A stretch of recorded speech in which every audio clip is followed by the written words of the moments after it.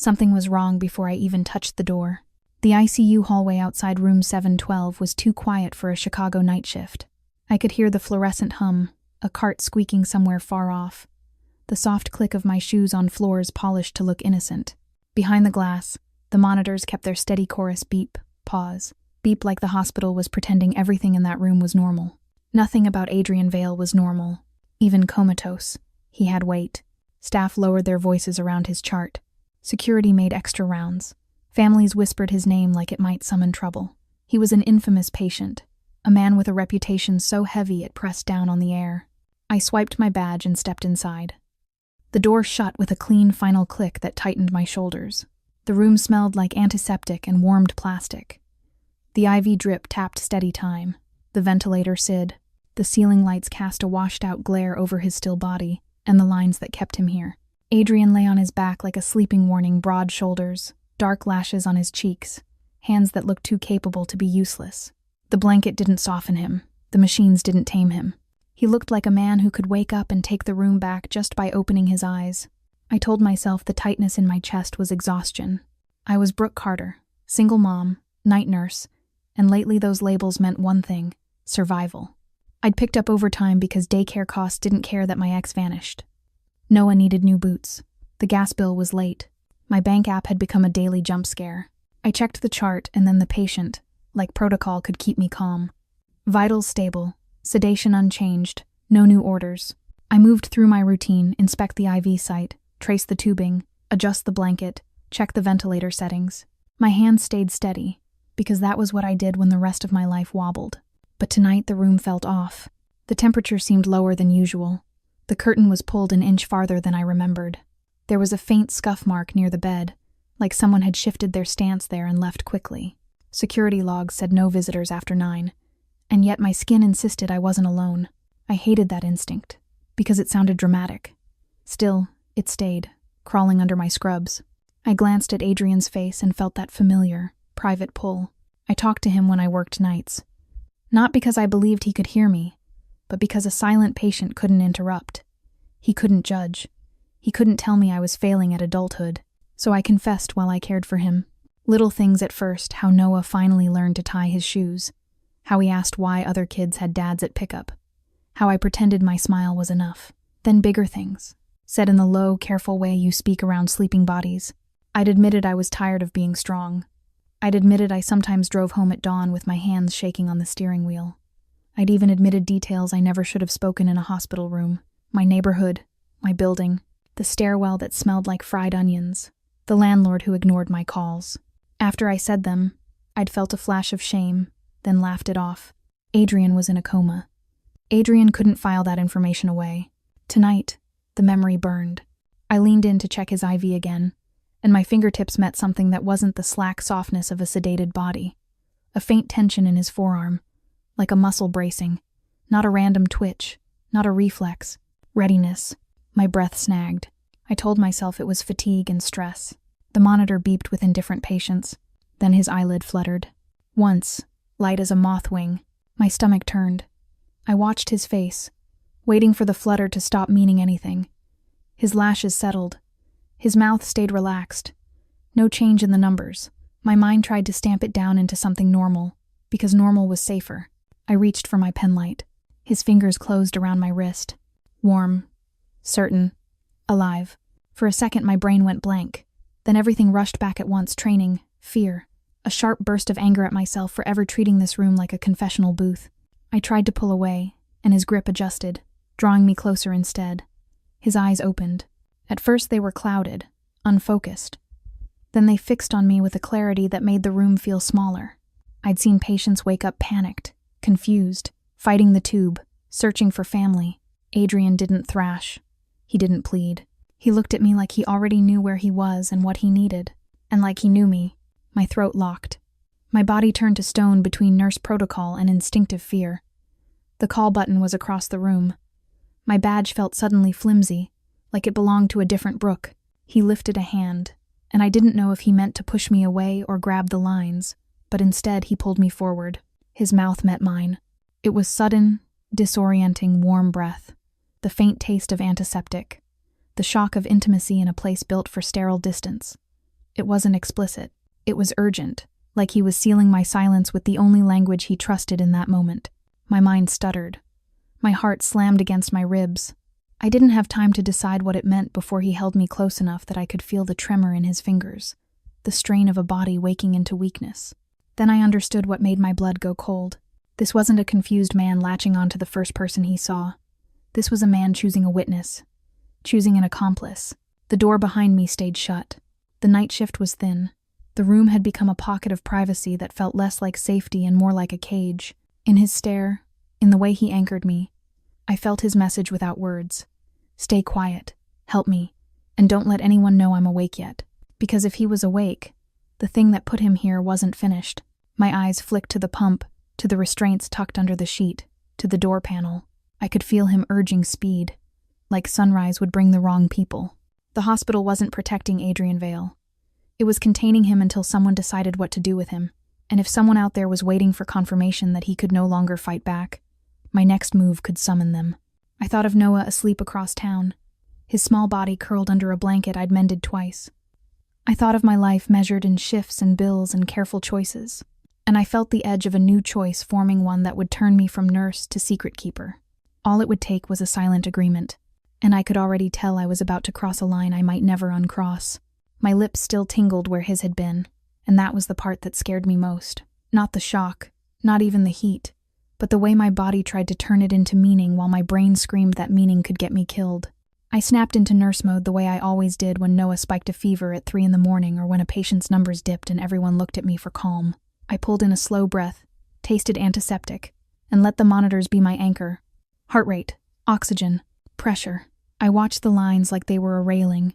Adrian's hand stayed on my wrist, not crushing, just steady, like he was reminding me he was real and awake and I didn't get to pretend otherwise. My eyes jumped to the door, then the hallway window. No shadows, no footsteps, but the hospital swallowed sound until it decided to spit it back out at the worst time. I checked his tubing first, because it gave me a reason to move. I traced the IV line to the pump, then to the bag, pretending my hands weren't shaking. I looked for a simple explanation for the impossible. Some medication error, some rare reflex. The orders were clean. The labels were clean. The dosage on the paralytic was exactly where it had been every day. That word hit me like a brick. Paralytic. I had assumed the coma was the whole story. I had assumed sedation kept him under, that his stillness was a medical fact, not a choice someone made for him. But the longer I watched him, the more the pieces clicked in a way that made my stomach drop. His eyes weren't confused. They were furious, focused, trapped. He couldn't speak with the tube, but he didn't need to. His gaze moved with intention, and his fingers tugged when I drifted away from what he needed me to see.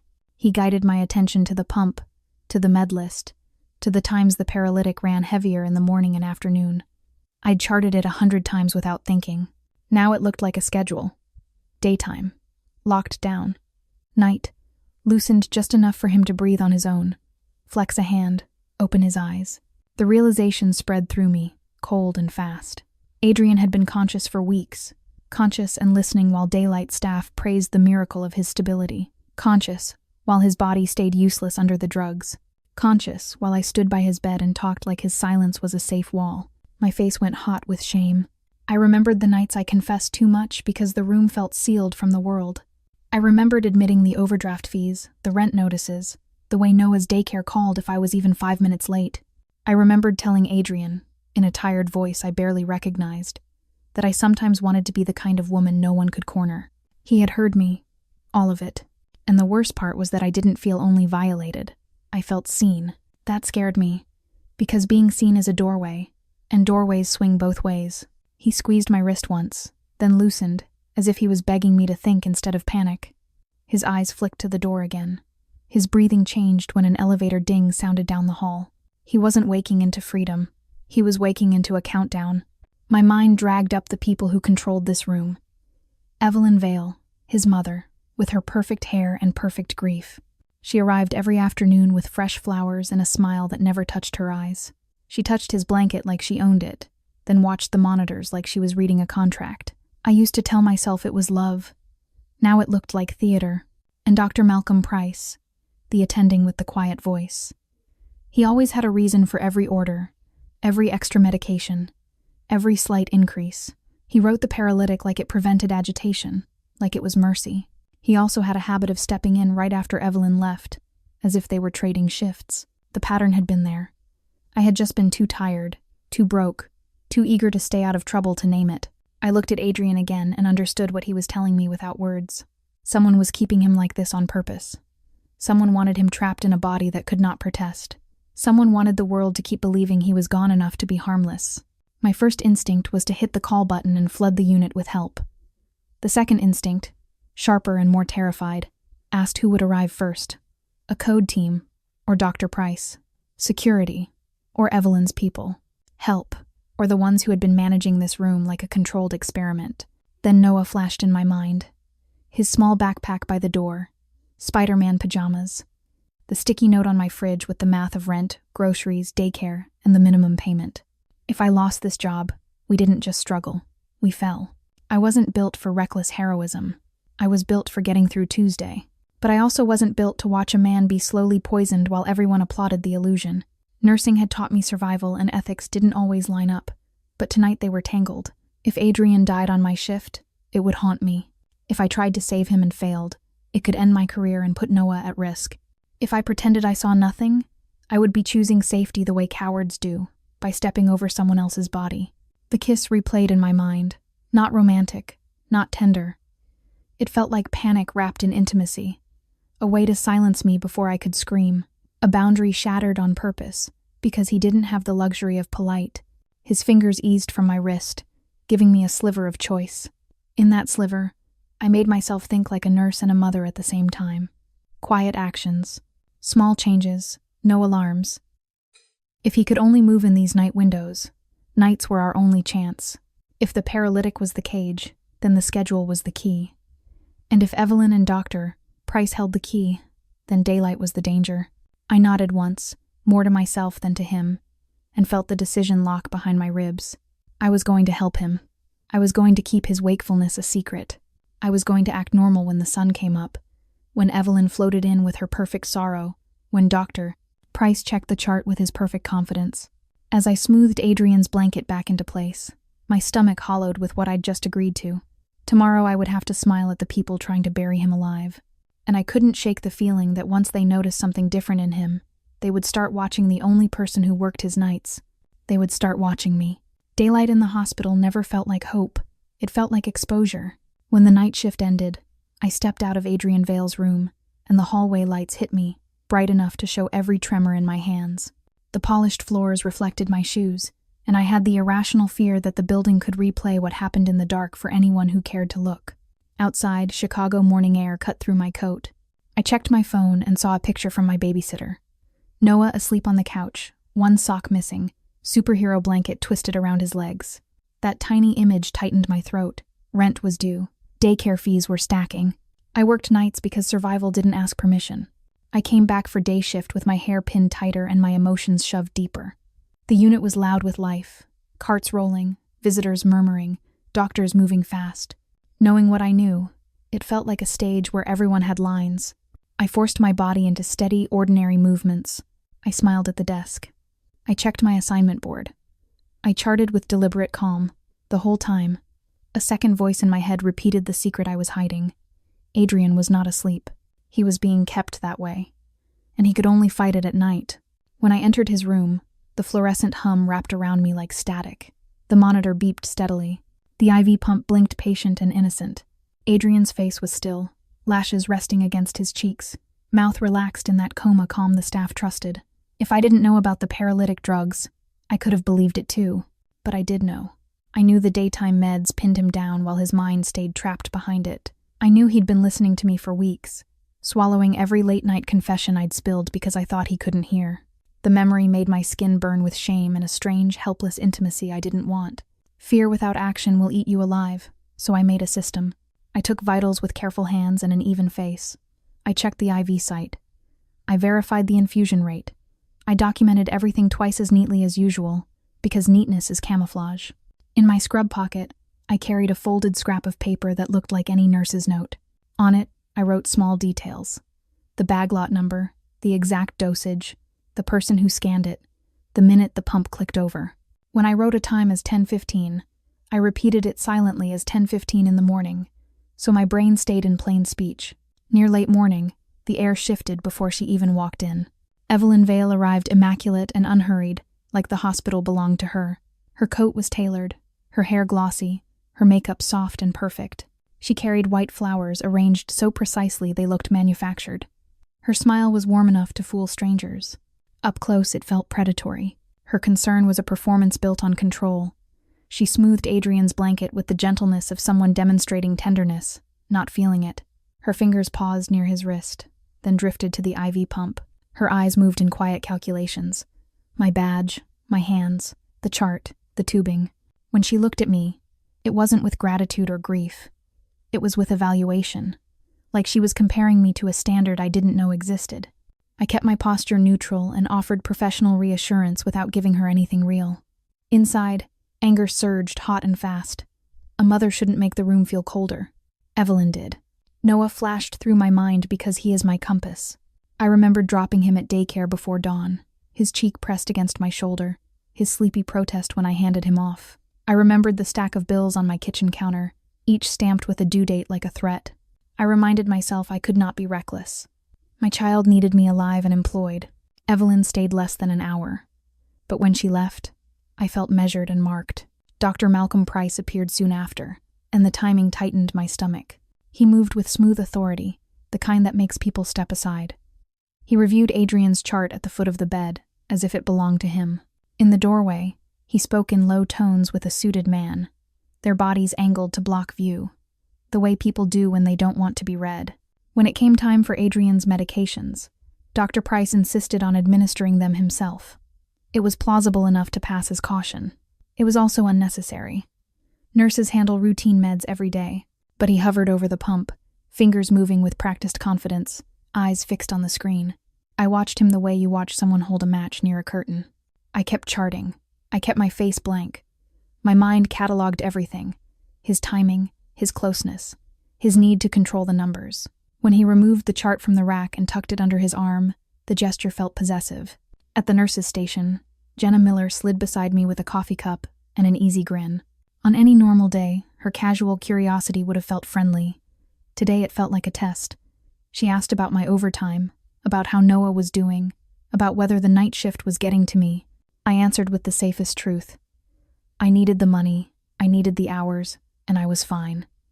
I kept my tone light because that is what survival sounds like. But Jenna's eyes drifted toward Adrian's room as she asked, and I realized how quickly a rumor could grow from nothing more than attention. By mid-afternoon, my paper was crowded with tiny notes. Patterns were forming. Evelyn always came around the same window. Dr. Price always appeared when the meds changed. A guard I didn't recognize stood at the end of the hall twice, never entering rooms, only watching traffic flow. My shift ended with the kind of exhaustion that makes your bones feel hollow.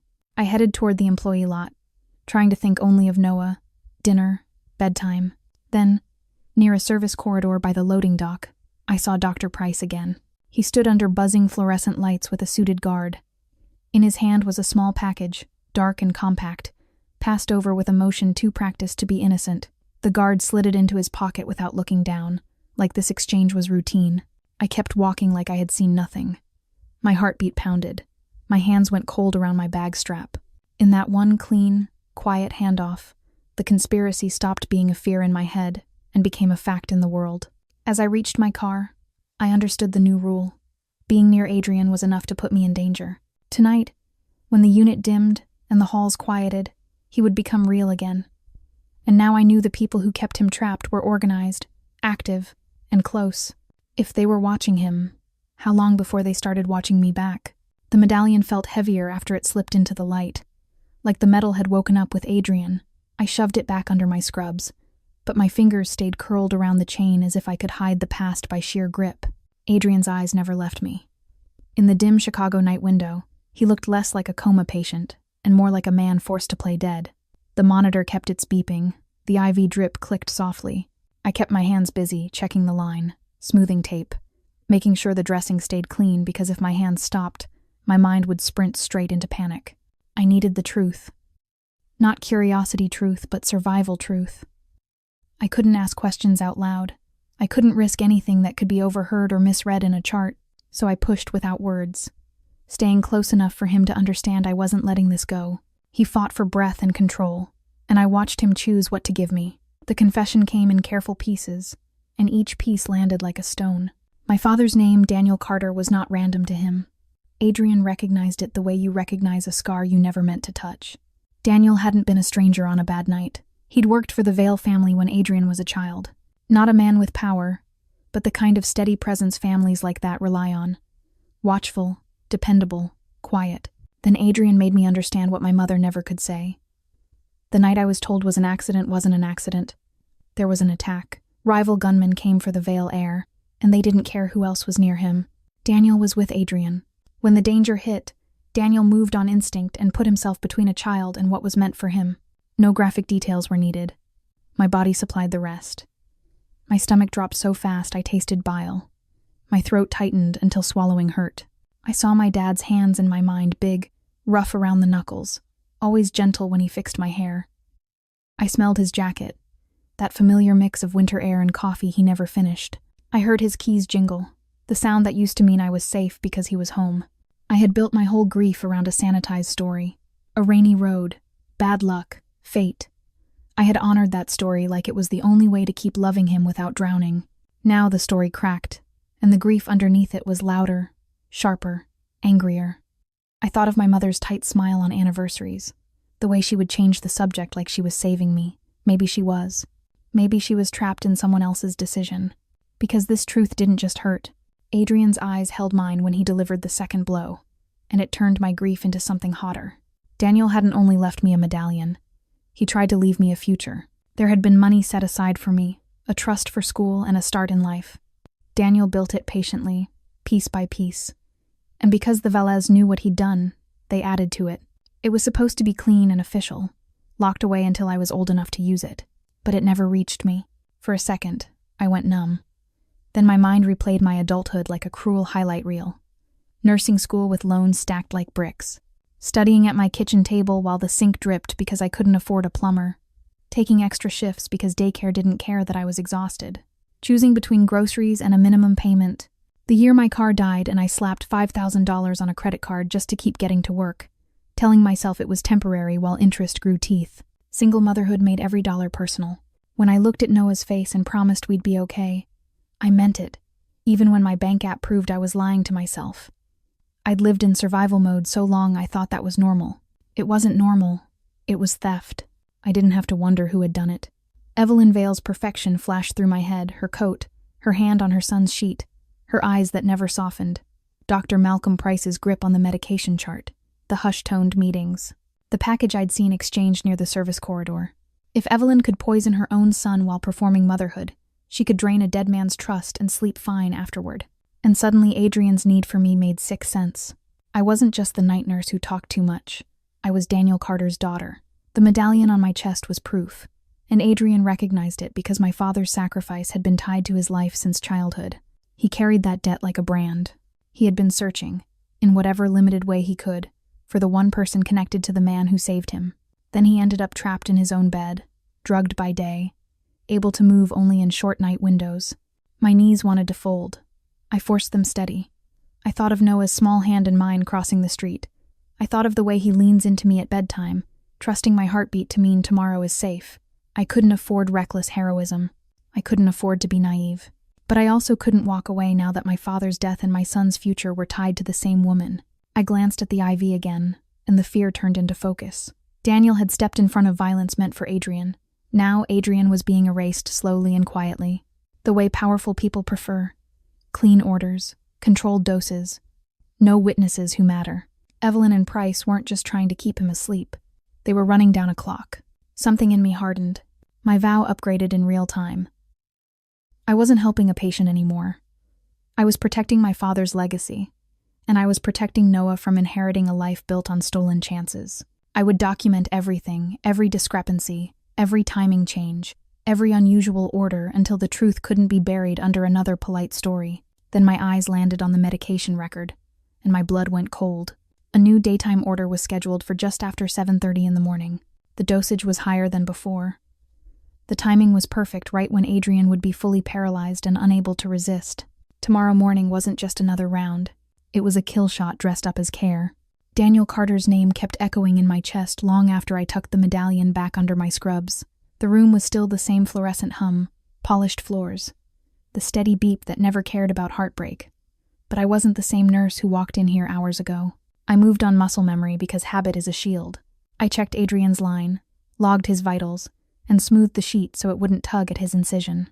Inside, fear had turned into a plan. My notes were folded in my pocket like contraband.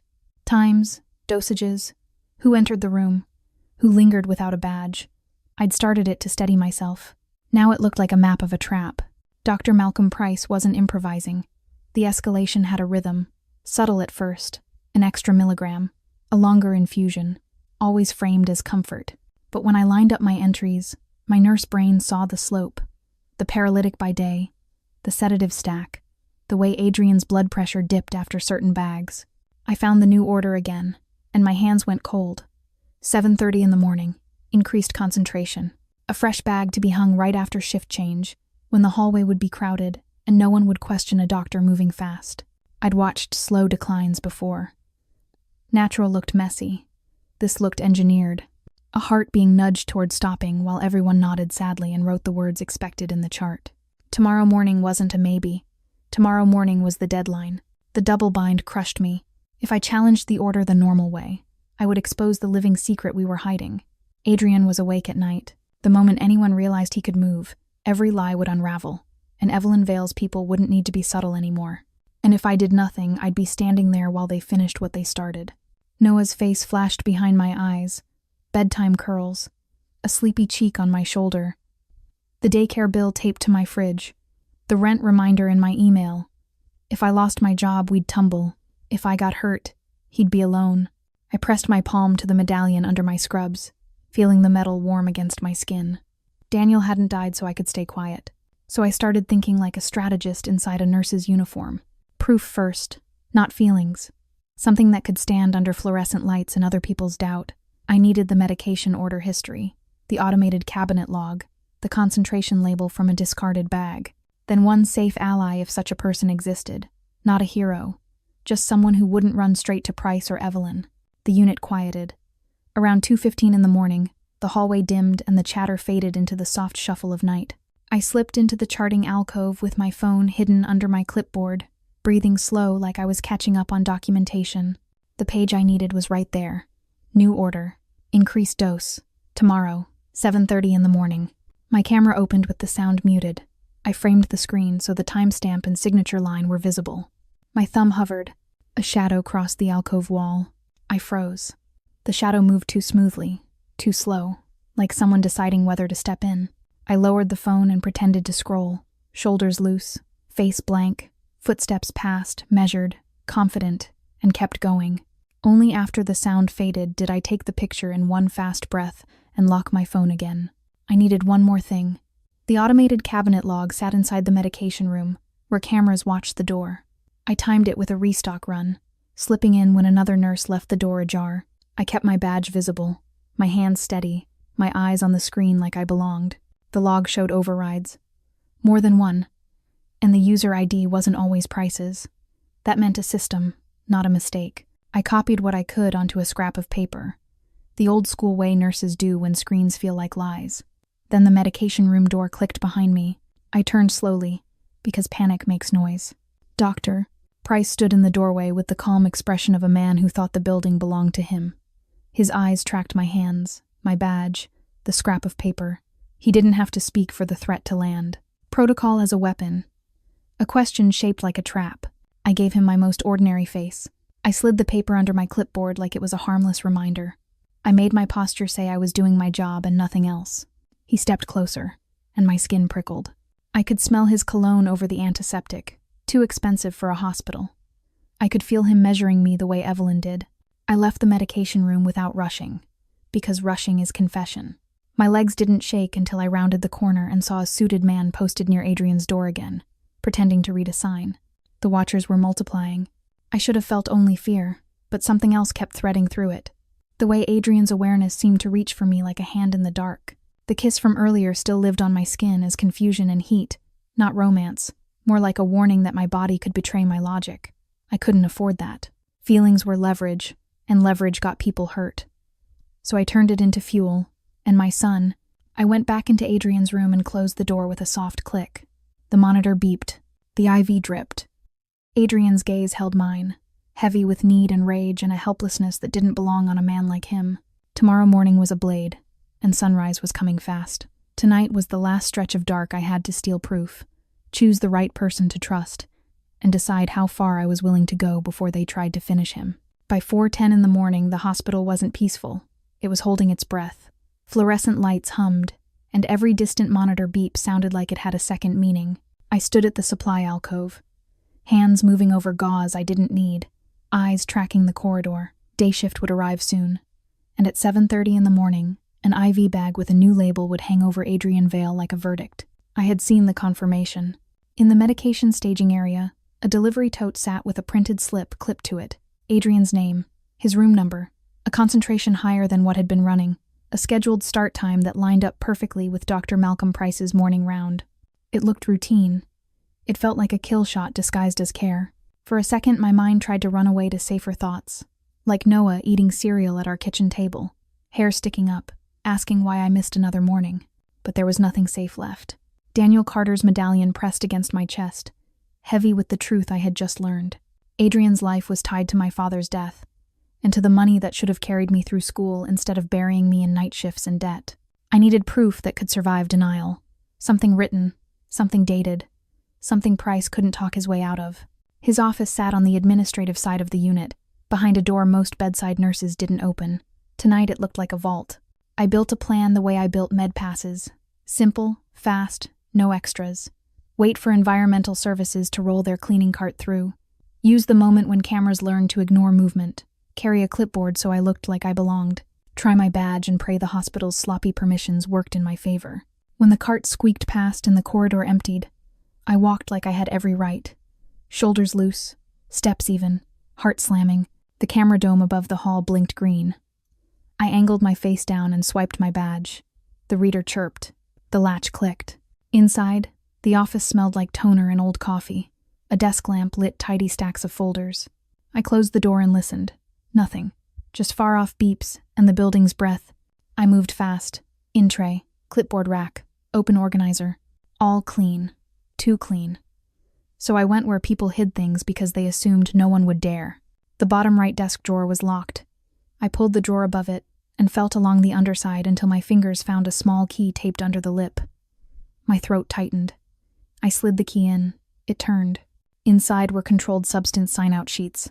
Not the official binder version, but printed copies with handwritten marks. Dates, times, override codes, Price's initials, and other initials that repeated like a pattern.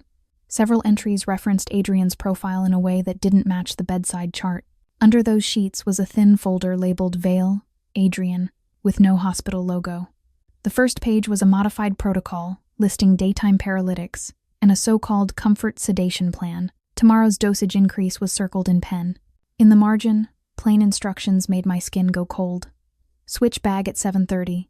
Document decline. Notify family. Camouflage. A few bland words that could end a man and still sound professional. Behind the protocol were printed emails on letterhead. One referenced Mrs. Evelyn Vale's preference for a quiet resolution. Another confirmed a transfer to a consulting entity with a harmless name. Another noted security placement near the unit to prevent disruptions. It wasn't paranoia. It was coordination. I took photos with my phone in quick bursts, making sure dates and sender lines were visible. Then I slid one sign-out sheet free, the one listing tomorrow's override and the time in Price's handwriting. I folded it and tucked it behind my badge, where it pressed against my sternum like a warning. Footsteps sounded in the hall. Slow. Close. Not the rush of a nurse responding to an alarm. The office door handle twitched. My lungs locked. I moved behind the door, pressing into the narrow space by the hinge. The door opened a fraction, then paused. A shadow stretched under the gap, still and listening. If the door opened fully, my badge swipe would become a confession, and Adrian's secret would die with mine. The shadow shifted. The door eased shut again. I waited, counting the way I did when Noah had fevers and panic wanted to take over. 1, 2, 3. The footsteps retreated, deliberate and unhurried. I forced my hands to work. Drawer locked. Key pressed back under the tape. Desk handle wiped with an alcohol pad from my pocket, because muscle memory was steadier than fear. When I slipped into the corridor, the camera dome's green light flickered once, like a blink. My badge vibrated with a small system notification, a soft ping that told me the building had logged my entry. Hospitals remembered. They recorded. Near the nurse's station, a suited man stood too close to the counter, eyes scanning like boredom was his job. When I passed, his gaze tracked me half a second too long. Maybe it meant nothing. Maybe it meant the net had already started tightening. I didn't look back. Outside Adrian's room, the hallway felt colder than before. I pressed my palm to the folded sheet behind my badge and felt the crisp edge of proof. I wasn't doing this because I was swept away. I was doing it because my father's sacrifice had been used as a lie, because my son deserved a future that wasn't built on stolen money, and because Dawn was coming with a bag designed to stop a heart. I paused with my hand on the door, listening to the monitor inside. The beep was steady, for now. Sunrise was only hours away, and I had crossed a line I couldn't uncross. I got back to Adrian Vale's room with proof hidden behind my badge. A folded medication sign-out sheet and a printout from Dr. Malcolm Price's office. The cameras in the ICU hallway didn't move, but I felt them anyway. Every beep felt louder, like it knew me. Inside, I forced my body into nurse mode. IV site, pump, monitor, blanket. Under my scrubs, the evidence burned. A modified protocol with Adrian's name, a dosage change, and a scheduled administration tomorrow morning at 7:30. A dose designed to slow his heart until it failed and call it coma decline. When I turned, Adrian's eyes were already open. Not the cautious night window flicker I'd learned to wait for. He was awake in a sharper way, as if the sedation had misfired and his body was seizing the chance. His heart rate climbed, his blood pressure tightened. His gaze locked on mine with an awareness that made my skin prickle. My nurse brain tried to file it under something safe paralytic line occluded. Sedation running light. A fluke. Then his fingers flexed against the sheet with deliberate control, and I knew the change wasn't random. It was resistance. It was dangerous, because anyone who thought he was helpless would panic when they saw this. The door clicked before I could decide how to respond. Doctor. Price walked in off schedule with a clipboard, and two men followed in dark jackets that might pass as security if you didn't look at their hands. I looked. Their eyes went straight to the IV pump, then to me, then back to Adrian. One drifted toward the pump. The other held the doorway like a quiet wall. The room turned into a silent chessboard. I felt my throat close. If I protested, I'd expose Adrian's nighttime consciousness. If I stayed quiet, I'd be helping them finish what they planned for the morning. I thought of Noah, asleep at my neighbor's place, trusting me to come home.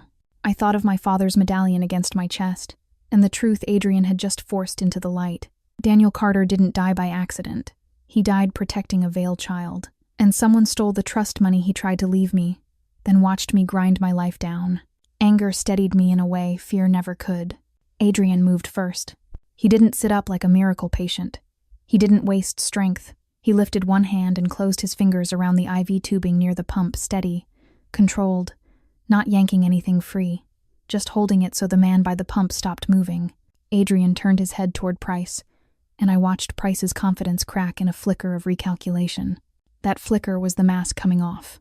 The trapped man I'd been protecting at night was still there, weak and timed, but underneath him was the feared strategist, the one whose name made people lower their voices. He didn't shout. He didn't threaten.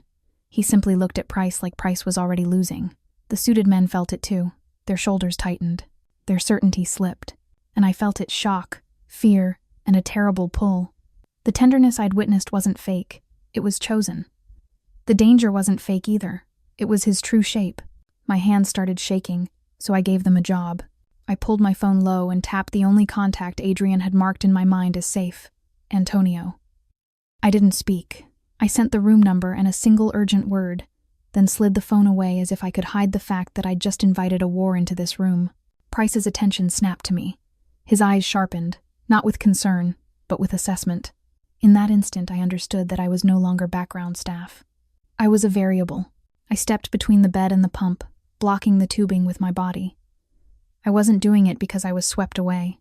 I was doing it because Daniel's legacy mattered, because Noah's future mattered, and because I couldn't stand to watch another man get killed under the word accident. Footsteps rushed in the hall. The door opened and Antonio appeared with 2 uniformed hospital security officers, radios whispering static. The suited men froze. Suddenly, there were badges in the room and cameras on chests, witnesses that didn't belong to Evelyn Vale's private theater. Price tried to wear routine again. He failed. Adrian held him with a calm that felt like a verdict, and the men with Price backed away in controlled steps, forced into retreat without a blow, without a scene loud enough to draw a crowd. The immediate threat drained, but it didn't feel like relief. It felt like the first move, because dawn was still coming. Tomorrow morning at 7:30, that fatal bag would be waiting. If Price couldn't deliver it quietly now, he would try again with more eyes, more pressure, more traps, and Evelyn would not forgive failure. I stood there with proof burning against my skin, and my heart breaking into new shapes. I looked at Adrian, weak and ruthless in the same body, and understood the cliff we were standing on. He could protect me in this room tonight, but once the sun rose, the whole hospital could turn into a battlefield, and I had less than 3 hours to keep him alive and still make it back to Noah. Just after 6 in the morning, the ICU looked almost gentle. The lights were softer, the floors freshly mopped, the carts lined up like the hospital was trying to convince itself this was just another shift change. Under that clean routine, I felt the countdown like a second pulse. At 7:30, a bag with Adrian Vale's name on it was meant to finish him. I moved through handoff with a steadiness that didn't match my insides. Charting, vitals, gloves, snapping at my wrists. Every monitor beep made my stomach tighten, because I kept imagining that sound flattening into a single tone while everyone called it natural decline. Antonio was already here, blending into morning traffic, looking like a family liaison. 2 suited men lingered near the hallway, quiet and watchful. Adrian had been clear in the small hours. No scene, no chaos, no staff hurt. Stop the plan. Contain the damage. I thought of Noah still asleep in my sister's apartment, his backpack by the door, and reminded myself that getting fired was scary, but losing him would be unbearable. The proof I stole from Dr. Malcolm Price's office was scanned and time-stamped on a secure device Antonio carried. I kept the physical pages sealed in a specimen bag inside my locker, labeled like a routine sample. It felt wrong, using hospital habits to hide evidence, but it was the only way I could fight without turning violent. A little before 7, Dr. Price appeared at the unit entrance. He didn't go straight to Adrian's room. He circled, checked a rack, spoke to a resident with that practiced calm that makes people stop questioning. When his eyes landed on me, they held a beat too long, like he was replaying a badge swipe in his mind. I kept my face neutral and my hands busy, because my only shield was not reacting. At 7:15, Evelyn Vale arrived. She looked like grief done professionally. Perfect hair, soft makeup, a tailored coat that belonged in a courtroom, not a hospital corridor. She carried flowers with a price tag still tucked under the leaves. Her smile was gracious, designed to soothe anyone watching. But her eyes were cold, measuring, the kind that evaluates a nurse the way a broker evaluates risk. She drifted toward Adrian's doorway with Price a few steps behind, and I understood the war between mother and son wouldn't be shouted. It would be decided by timing, paperwork, and who blinked first. Antonio moved. He intercepted Price with a hospital administrator and a compliance officer called in early. No yelling, just badges, formal language, and the weight of records. Price's posture changed first, stiffening as he realized he wasn't alone with his story. Evelyn stepped into the room, still wearing her perfect concern, until Adrian opened his eyes and looked at her with steady, unnerving clarity. Even weak in bed, he held the space the way a storm holds a lake. My fear spiked, not because I expected blood, but because I could see how much restraint it took for him to keep this contained. Evelyn reached for the version where she was the devoted mother and he was the helpless son, but the paper trail didn't care about her smile. The modified protocol, the off-schedule sedation increases, the controlled substance sign-outs tied to Price's badge, the transfers routed through a charity in Evelyn's orbit, evidence that spoke without anyone raising their voice. Price was escorted into an office down the hall. The morning dose never reached Adrian's pump. It died in a clipboard stack under fluorescent light, exposed before it could become a death certificate. Evelyn didn't scream. Her control slipped in smaller ways. A twitch at the corner of her mouth, her fingers gripping her purse strap too tight, her gaze darting to the exit. When she understood she couldn't command the hospital anymore, she retreated with the same elegance she'd arrived with, but it looked like isolation. Later, in a supply alcove, the truth hit me again. My father, Daniel Carter, had died shielding Adrian as a child, and the future my dad tried to leave me had been stolen. Adrian made it right without turning it into a leash. Through attorneys and audited accounts, he began restoring the trust, covering my loans, and funding Noah's education under my control. Accepting help didn't feel like surrender. It felt like accountability finally reaching me. When I went back to Adrian, the room was quieter in a new way. He looked at me like he saw all of it. The nurse, the mother, the exhausted woman who had been confessing into the dark. I was still afraid of his world. I was also done pretending my own life wasn't already risky. We didn't become a fantasy. We became boundaries and consent. Plans, not promises. Protection that didn't demand my obedience.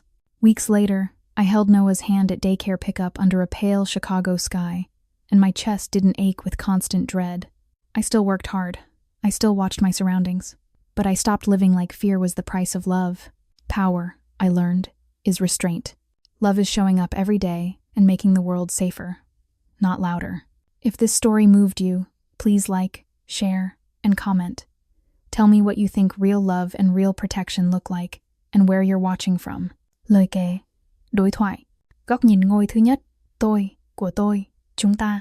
Chuyển tất cả các đoạn hội thoại thành độc thoại tự sự, chân thành, những suy ngẫm nội tâm, ký ức hoặc lời thú tội được nói ra không trích dẫn trực tiếp lời thoại. Sử dụng ngôn ngữ đời thường, dễ hiểu, trôi chảy và hấp dẫn khi kể chuyện. Không sử dụng từ ngữ diễn đạt, like AI. Cấu trúc, tính liên tục.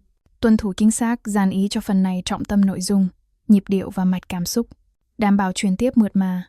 Nếu không phải phần cuối, hãy kết thúc bằng một đoạn dẫn dắt tự nhiên đến phần tiếp theo. Giữ nhịp độ đa dạng những khoảnh khắc căng thẳng và suy ngẫm lặng lẽ. Tôn trọng bất kỳ nhịp điệu, cú ngoặt nào được chỉ định. Luôn đảm bảo số lượng từ được quy định trong mỗi phần. Ngôn ngữ, đạo đức, tránh giật gân hoặc tranh cãi quá mức. Tập trung vào chủ nghĩa hiện thực, sự thật chân thành và lời khuyên chân thành. Sử dụng tên tiếng Mỹ và ngữ cảnh, được điều chỉnh khi nhắc đến các nhân vật. Kịch bản cuối cùng bằng tiếng Anh. Technical formatting, times. Write in natural spoken form for TTS, for example, 2:30 p.m. Currency amounts and all numbers. Write without commas, for example, $5,000, 1,000, 200. Keep sentence flow natural for voiceover. Vary sentence length. Avoid robotic patterns. Engagement. Embed subtle hooks and questions appropriate to this section's goal. If this is the final section, end with a natural, heartfelt call to action, like, share, comment, quality, prioritize clarity, emotional depth, and narrative coherence. No filler. I didn't realize how hard my body had been working until it finally had permission to stop. After the mother versus son war ended without screaming, the unit slipped back into routine like nothing had happened. I walked away on steady legs anyway, because if I stayed under those fluorescent lights one more minute, I might fall apart in front of everyone. I found a quiet corner in the hospital chapel, the small one tucked behind the gift shop. The air smelled like wax and antiseptic. The bench was smooth and cold. A single overhead light hummed. When I sat down, my hands started shaking like I'd been dropped into ice water. My breathing went shallow, then ragged, then finally slow. My body caught up to the truth. I had been surviving on fear. Just after 6 a.m, I had watched paperwork and timing save Adrian Vale's life while staff pretended it was a normal round. Now the adrenaline drained and left nausea behind. Relief didn't feel clean. It felt heavy.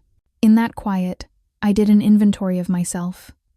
I crossed a line when I accessed a locked office and took records that weren't meant for my eyes. I crossed another when I kept Adrian's night consciousness hidden while I charted vitals like any other shift. But there were lines I protected like they were sacred. I didn't touch another patient's meds. I didn't compromise anyone else's care. I didn't turn my anger into harm. I chose secrecy and strategy, but I refused cruelty. That mattered because I had seen what fear turns people into. Evelyn Vale wore motherhood like armor, all perfect hair and soft hands and a smile that excused everything. Dr.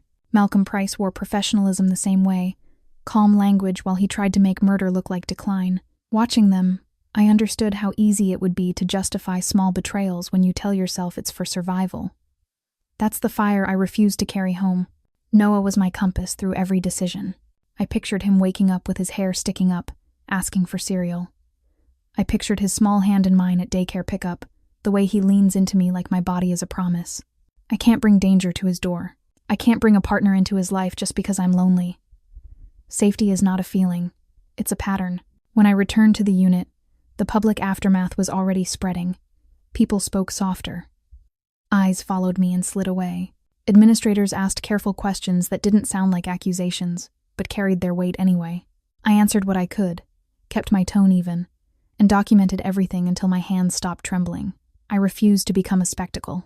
Adrian didn't add to the drama. After seeing his mask come off, after feeling the gravity of his power in that room, I expected demands. Instead, he was controlled and quiet. He didn't press for closeness. He gave me space, like he understood my consent isn't negotiable. His restraint felt like real strength, and it scared me because it made me want to believe him. The restitution for my father's stolen future came in daylight too. Paperwork, transparent trails, and choices. The money meant for my education had been intercepted and drained, and a plan was set to restore it without strings. I could refuse. I could set terms. Accepting that kind of help didn't feel like being bought. It felt like harm finally being named and repaired. In the chapel, I wrapped my fingers around my medallion until the metal warmed. I thought about my father, Daniel Carter, and the life I lived on half-truths. I didn't get him back, but I got the truth, and I got a choice. So I made my boundary list. Simple and non-negotiable. Noah comes first. My license comes first. No secrets that put my child at risk. No violence in my name. No isolation. If I stay near Adrian, it's because I choose it, and I can leave the moment my gut says run. I need truth, not theater. I need accountability, not apologies. I need his world kept away from my son until it is safe enough to touch our lives. My phone buzzed. My sister confirmed Noah was still asleep, still safe. I walked to my car under a pale Chicago sky, drove home, locked the door, and peeled off my scrubs like they were a second skin.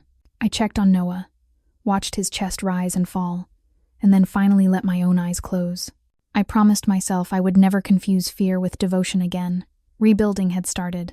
The next part would be learning what it costs to choose love on purpose, and what it takes to keep it safe. Lời kể. Đối thoại. Góc nhìn ngôi thứ nhất. Tôi, của tôi, chúng ta. Chuyên tất cả các đoạn hội thoại thành độc thoại tự sự, chân thành. Những suy ngẫm nội tâm, ký ức hoặc lời thú tội được nói ra không trích dẫn trực tiếp lời thoại. Sử dụng ngôn ngữ đời thường, dễ hiểu, trôi chảy và hấp dẫn khi kể chuyện, không sử dụng từ ngữ diễn đạt, like AI, cấu trúc, tính liên tục. Tuân thủ chính xác dàn ý cho phần này trọng tâm nội dung, nhịp điệu và mạch cảm xúc, đảm bảo truyền tiếp mượt mà. Nếu không phải phần cuối, hãy kết thúc bằng một đoạn dẫn dắt tự nhiên đến phần tiếp theo. Giữ nhịp độ đa dạng những khoảnh khắc căng thẳng và suy ngẫm lặng lẽ. Tôn trọng bất kỳ nhịp điệu. Cú ngoặt nào được chỉ định, luôn đảm bảo số lượng từ được quy định trong mỗi phần. Ngôn ngữ, đạo đức, tránh giật gân hoặc tranh cãi quá mức. Tập trung vào chủ nghĩa hiện thực, sự thật chân thành và lời khuyên chân thành. Sử dụng tên tiếng Mỹ và ngữ cảnh được điều chỉnh khi nhắc đến các nhân vật. Kịch bản cuối cùng bằng tiếng Anh. Technical formatting, times. Write in natural spoken form for TTS. For example, 2:30 p.m. Currency amounts and all numbers. Write without commas. For example, $5,000, 1,000, 200. Keep sentence flow natural for voiceover. Vary sentence length. Avoid robotic patterns. Engagement. Embed subtle hooks and questions appropriate to this section's goal. If this is the final section, end with a natural, heartfelt call to action, like share, comment. Quality.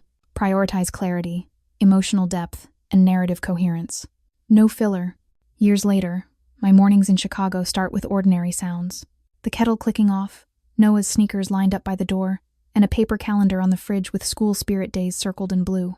The porch light shuts itself off when the sun lifts over the alley. I pack a lunch while he hunts for a missing homework sheet.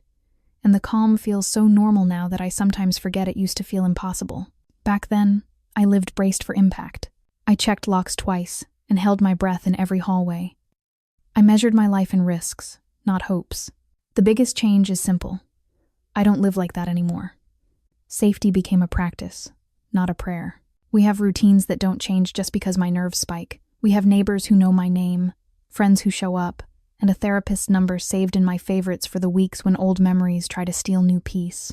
I keep boundaries the way I keep Noah's asthma inhaler. Close, visible, and non-negotiable. I lock doors once, not 5 times. I sleep without listening for footsteps that aren't there. Noah will never have to fear the kind of shouting that makes a home feel like a storm. He will never have to fear a parent disappearing into secrets and coming back with excuses instead of truth. He will never have to mistake love for control, or think tenderness should cost him his freedom.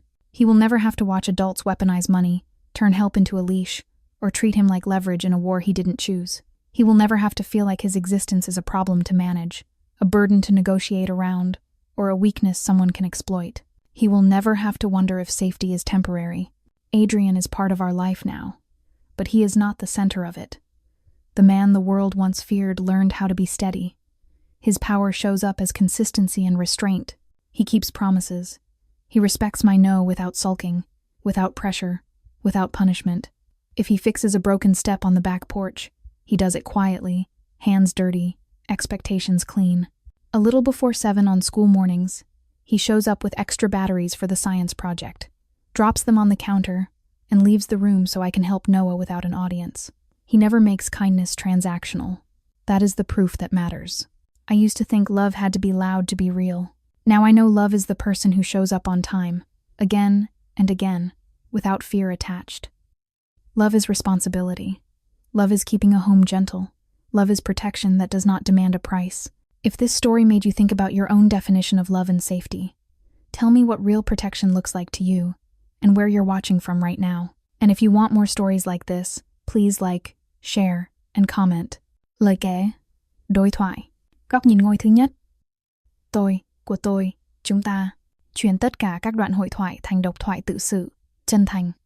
Những suy ngẫm nội tâm, ký ức hoặc lời thú tội, được nói ra không trích dẫn trực tiếp lời thoại. Sử dụng ngôn ngữ đời thường, dễ hiểu, trôi chảy và hấp dẫn khi kể chuyện. Không sử dụng từ ngữ diễn đạt like AI, cấu trúc, tính liên tục. Tuân thủ chính xác dàn ý cho phần này trọng tâm nội dung, nhịp điệu và mạch cảm xúc, đảm bảo truyền tiếp mượt mà. Nếu không phải phần cuối, hãy kết thúc bằng một đoạn dẫn dắt tự nhiên đến phần tiếp theo. Giữ nhịp độ đa dạng những khoảnh khắc căng thẳng và suy ngẫm lặng lẽ. Tôn trọng bất kỳ nhịp điệu, cú ngoặt nào được chỉ định. Luôn đảm bảo số lượng từ được quy định trong mỗi phần. Ngôn ngữ, đạo đức, tránh giật gân hoặc tranh cãi quá mức. Tập trung vào chủ nghĩa hiện thực, sự thật chân thành và lời khuyên chân thành. Sử dụng tên tiếng Mỹ và ngữ cảnh được điều chỉnh khi nhắc đến các nhân vật. Kịch bản cuối cùng bằng tiếng Anh. Technical formatting. Times.